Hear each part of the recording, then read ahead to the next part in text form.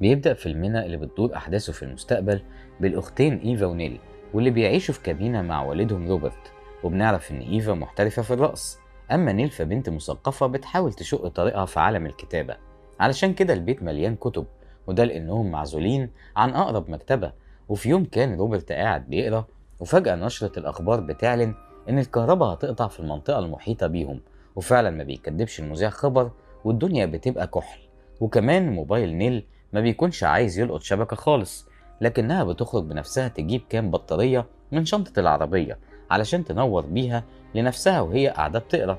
المشكلة إنها بتنسى تقفل الشنطة بتاعة العربية، والنتيجة إن نور العربية بيفضل شغال لحد ما بطارية العربية بتكون على وشك إنها تفضى. وده اللي بيكتشف روبرت تاني يوم لما بيصحى زي الشاطر علشان يروح يجيب حاجة للبيت، وبيلاقي العربية زي الطوبة مش بتتحرك، وكله من المثقفة نيل. فبيروح يدور على أي بطارية احتياطي عنده. أما الأختين فبيقعدوا يسمعوا الراديو على أمل توصل لهم أي أخبار جديدة عن أزمة الكهرباء، وساعتها بيعرفوا إن الوضع شكله مطول شوية. وهنا بيحاول الأب وعياله يشغلوا العربية بالبطارية الجديدة، وهم سامعين الراديو بيقول إن في جماعة إرهابية تسببت في الأزمة دي، والنتيجة إن في حوالي 300 مليون مواطن عايشين من غير كهرباء دلوقتي. علشان كده الحكومة بتطلب من المواطنين بلاش يجازفوا ويفضلوا في بيوتهم في أمان. لكن الغريبة إن خلال فترة بسيطة حتى محطات الراديو بتختفي، وشكلنا كده داخلين على أيام سودة. وبيفوت 10 أيام مرة واحدة على الأزمة دي، والكهرباء لسه قطع في المنطقة كلها. أما روبرت فقدر إنه يوصل أخيرا لطريقة يشغل بيها عربيته، وده عن طريق المنشار الكهربائي. فبينطلق بالأسرة كلها ولا كأنهم كانوا في سجن علشان يروحوا يجيبوا حاجة البيت الناقصة. وهم في الطريق بيلاحظوا إن البيوت القريبة منهم بقت كلها مهجورة، وإن البنزينة كمان لا فيها بنزين ولا بني آدمين. حتى الهايبر القريب منهم بيكون فاضي خالص، مفهوش بسكوتاية حتى. وقتها بيظهر لهم الأخ ستان اللي شغال هناك، وهو شايل معاه سلاح احتياطي، وبيقول لهم إن في بداية الأزمة المكان ده كان عمال يتسرق. بعدها بيتعامل الأب معاه بود، وبيقنع ستان يبيع له شوية حاجات متشالة على جنب. وكمان ستان بيديله صندوق فيه حاجات هدية. ولما بيسأله إن كان ناوي يسيب المدينة اللي بقت مهجورة، بيقول له روبرت إنه قاعد هنا ومش هيمشي.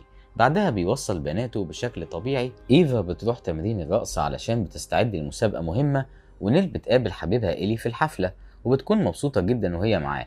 وفي آخر اليوم بيروح روبرت بيجيب بناته الاتنين، لكن وهما في الطريق بيتفاجئوا بعربية وسط الطريق ناحية الغابات، جواها راجل عمال يصرخ من كتر الألم.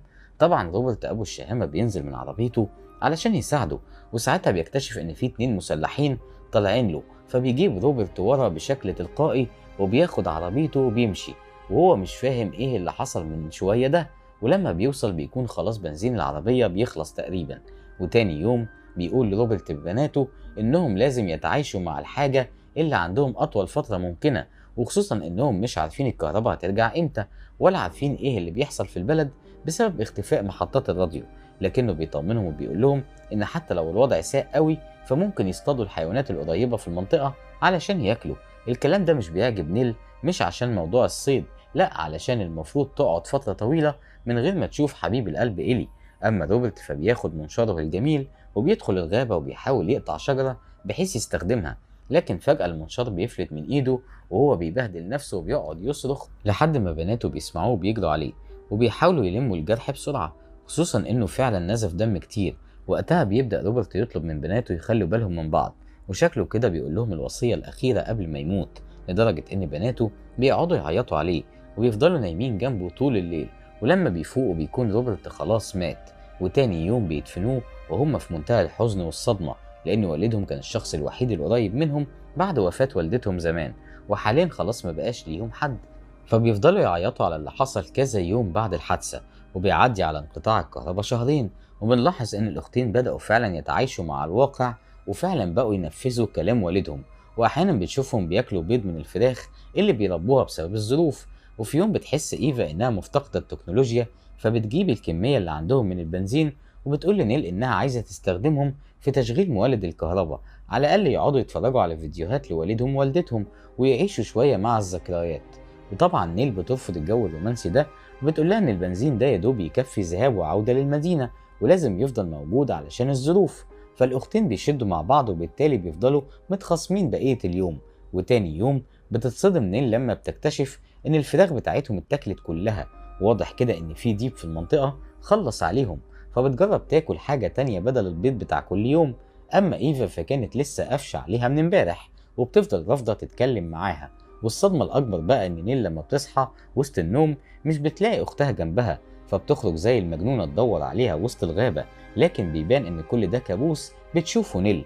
وبتلاقي إيفا جنبها وبتطمنها. وقتها بتقرر إيفا تعامل أختها بأسلوب كويس، ومش طالبة إن احنا ننكد ونقفش على بعض. وتاني يوم بتلاقي نيل بيضة كندر، فبتاكلها بسرعة لأنها مشتاقة لطعمها. ولما بتعرف إيفا بتزعل منها، بتقول لها على الأقل كنتي قلتي علشان نقسمها.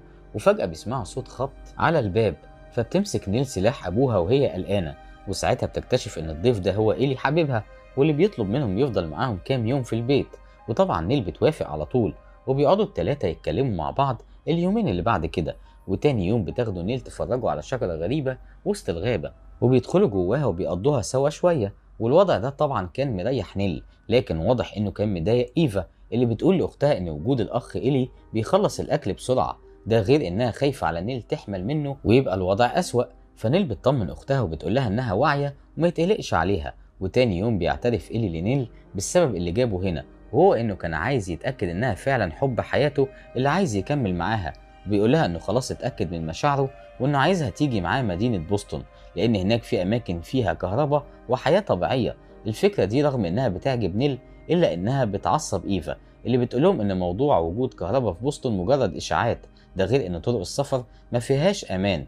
بالتالي بيودع الأختين بعضهم، وبتبكي نيل لأنها مش عايزة تسافر من غير أختها. ساعتها إيفا بتهديها وبتقول لها إن من حق كل شخص يبقى له قراره، وفي الآخر محدش فيهم غلطان، وربنا يكملك بعقلك يا بنتي. بعدها بتفضل إيفا تضيع وقتها بالرقص، لكن بتتضايق في الآخر وبتكسر حاجتها لأنها مش بتكون قادرة تتعايش مع قرار نيل. أما نيل هي وإيلي فكانوا مسافرين على طريقة الجوالة، بيمشوا شوية ويريحوا شوية، وقدامهم شهور على ما يوصلوا. وبرضه نيل ضميرها كان بيأنبها علشان سابت أختها رغم وصية روبرت ليهم بإنهم يفضلوا سوا. وتاني يوم بتقول نيل لإيلي إنها رجعت في كلامها وعايزة ترجع تاني لأختها، وبيقدر إيلي مشاعر نيل وبيوافق، لكنه بيكمل هو طريقه. وبترجع نيل فعلا لإيفا، وأول ما بيتقابلوا بيحضنوا بعض حضن مطارات. وبنوصل دلوقتي للشهر السادس من غير كهرباء، وبتلاقي نيل كتاب عن النباتات، فبتبدأ هي وأختها يدوروا على نوع معين يستفيدوا منه، وفعلا بيختاروا أنواع معينة ياكلوها. وحتى لما المناديل عندهم بتخلص بيبدأوا يلجأوا لورق الشجر والنباتات وأي حاجة تقضي الغرض. وبيقعدوا بالليل وهم في مود حلو وبيشربوا وبيضحكوا، وكمان بيشغلوا الكهرباء شوية على سبيل التجديد بالمولد بتاعهم. وقتها بيعملوا لنفسهم فشار بالميكروويف، ويلا بقى إن شاء الله معانا حد حوش. وكمان بيشغلوا فيديوهات قديمة ليهم مع أهلهم قبل ما يموتوا، وبيقعدوا هما الاتنين يعيطوا. وبعدها بتقعد إيفا ترقص وهي مشغلة موسيقى، وكله بفضل مولد الكهرباء اللي بعد شوية بيكون خلاص جاب آخره وفصل. وتاني يوم بتصحى نيل تجمع الأكل من الغابة، وإيفا كانت عمالة تكسر في الشجر اللي بتستخدمه كحطب، لما فجأة بتلاقي حد جاي من وراها، وبيطلع إن ده ستان اللي كان شغال في الهايبر. وقال إيه رجليه جابته لحد هنا بالصدفة. وبتقلق منه إيفا طبعا، وبتقوله إن والدها بيجيب حاجة من الغابة القريبة منهم علشان تعرفوا إنها مش لوحدها. لكن للأسف ستان مش بيتهز، وفجأة بيهاجمها وبيحاول يعتدي عليها، وكمان بياخد شوية البنزين الموجودين وبيقلب عربيتهم وبيطير بيها. وبترجع نيل بتلاقي أختها غرقانة في دمها، فبتاخدها البيت وبتبدأ تعالج جروحها. أما إيفا فبتكون مصدومة من اللي حصل لها، وبتاخد حبوب منع الحمل علشان تبقى مأمنة نفسها. أما نيل فبتفضل كذا يوم تعمل أبواب تحوط بيها البيت، وكأنها بتبني حصن تحمي بيه نفسها هي وأختها. ولما بتلاحظ إن إيفا لسه مصدومة من اللي حصل فيها، بتستخدم مولد الكهرباء، فبتشتغل مزيكا وبترقص عليها يمكن تقدر تغير مودها. لكن واضح إن مشاعر الصدمة مسيطرة على إيفا بقوة. دلوقتي فات 8 شهور على بداية انقطاع الكهرباء، ومن ساعة حادثة الاعتداء البنتين ما خرجوش من البيت، وده تسبب في إن الأكل بقى خلاص على وشك إنه يخلص. فبتبدأ نيل تدور على أي حاجة هنا ولا هنا، وفجأة بتلاقي ورقة والدها كان سايبها، فبتخرج هي وأختها من البيت أخيرا علشان يقروها في النور. وساعتها بيكتشفوا إن مفيش فيها كلام، وإنها مجرد ورقة ملفوف فيها شوية بذور. الموقف ده بيشجع نيل إنها تبدأ تزرع، لكنها بتواجه أزمة من أولها، وهي حجرة كبيرة مش قادرة تحركها. المشكلة إنها بتركب دماغها وبتحاول تشيلها لحد ما ظهرها بيتكسر وبتقع. وربنا بيستر وبتقدر إيفا تقاوم مشاعر الصدمة اللي عندها، وبتخرج من البيت علشان تجيب أختها المصابة، لكنها بتفضل تعيط لأن المنظر بره البيت فكرها بتفاصيل الحادثة. فنيل بتهديها وبتحضنها، والاتنين بيناموا في الآخر جنب بعض.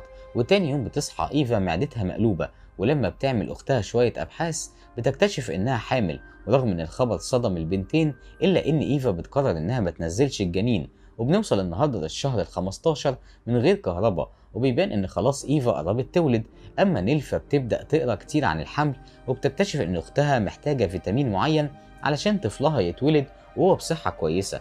المشكلة إن الفيتامين ده مش موجود غير في منتجات الألبان ولحم الحيوانات، وده معناه إن ليل لازم تاخد خطوة جريئة، وبتبدأ تحاول في موضوع صيد الحيوانات. وفعلا بتطلع فوق شجرة وبتمسك السلاح، وأول ما تشوف حيوان حلو ومربرب كده معدي بتضرب عليه نار. ورغم إنها بتنشن عليه كويس إلا إنها للأسف ما كانتش عاملة حساب قوة الارتداد بتاع السلاح، والنتيجة إنها بتتحدف من فوق الشجرة.